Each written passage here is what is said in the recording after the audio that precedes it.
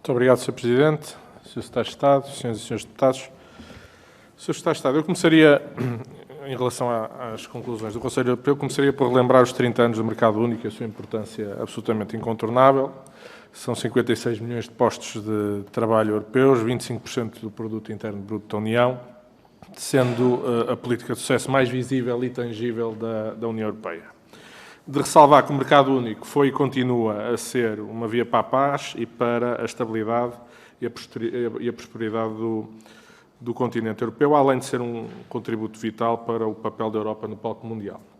Mas continua a enfrentar desafios, sendo que as conclusões do Conselho referem que, face à nova realidade geopolítica, a União atuará de forma decisiva para assegurar a sua competitividade, a sua prosperidade e o seu papel na cena mundial a longo prazo.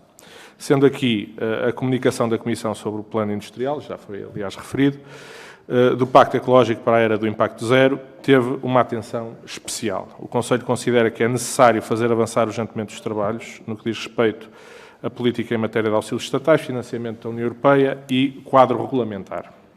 Quero recordar, no entanto, que este debate tem sido marcado pela questão da possível fragmentação do mercado, que também aqui já foi referida, causada pelos auxílios estatais, com alguns Estados-membros, nomeadamente a França e a Alemanha, a defender uma política mais flexível nesta matéria, sendo que outros países, como a Dinamarca, a Finlândia, Irlanda, Países Baixos, Polónia e Suécia, que se juntam à República Checa, Hungria, Letónia e Eslováquia, divulgaram um non-paper em que solicitam prudência à Comissão na revisão destas regras, quadro temporário de crise para auxílios estatais, pois tal pode gerar efeitos negativos, incluindo a fragmentação do mercado e os tipos de subsídio prejudiciais e o enfraquecimento do desenvolvimento regional. Ora, isto coloca questões complexas ao nível dos Estados-membros da União, nomeadamente na busca do equilíbrio entre o normal funcionamento do mercado e a implementação de um regime de ajudas de Estado que mantenha a União Europeia competitiva.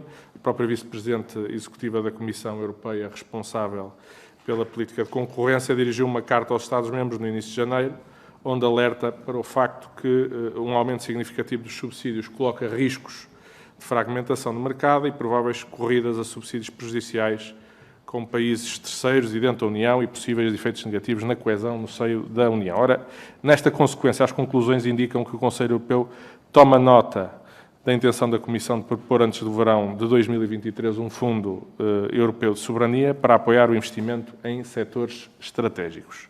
Portanto, a Presidente da Comissão referiu que as ajudas estatais serão apenas uma solução limitada, que apenas alguns Estados-membros poderão utilizar, pois nem todos os países dispõem da mesma margem orçamental para ajudar as empresas. O Sr. Secretário de Estado, aliás, também já referiu aqui isso.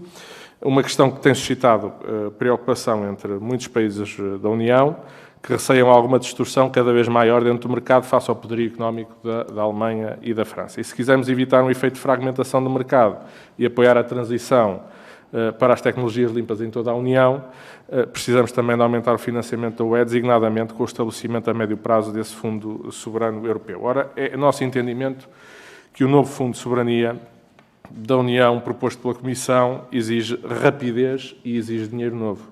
Sem um reforço do orçamento, isto significaria cortes em programas, o que não seria, do nosso ponto de vista, aceitável. E, portanto, Sr. Secretário de Estado, que informação pode prestar em relação a este Fundo de Soberania, no sentido de sabermos em que termos e com que meios é que a União vai conseguir apoiar as empresas rapidamente, e se considera que a criação deste Fundo de Soberania implica a revisão do quadro financeiro plurianual, porque isto implicará uma decisão por unanimidade no Conselho e, portanto, se não considera que a resposta poderá ser, desse ponto de vista, demasiado demorada. A minha segunda questão tem a ver com o Tribunal Europeu de Contas, que considerou recentemente que o REACT-EU contribuiu para atrasos significativos no arranque dos programas da política de coesão no início de 2021-2027 e que refere que Portugal é o segundo país mais atrasado na programação do REACT-EU.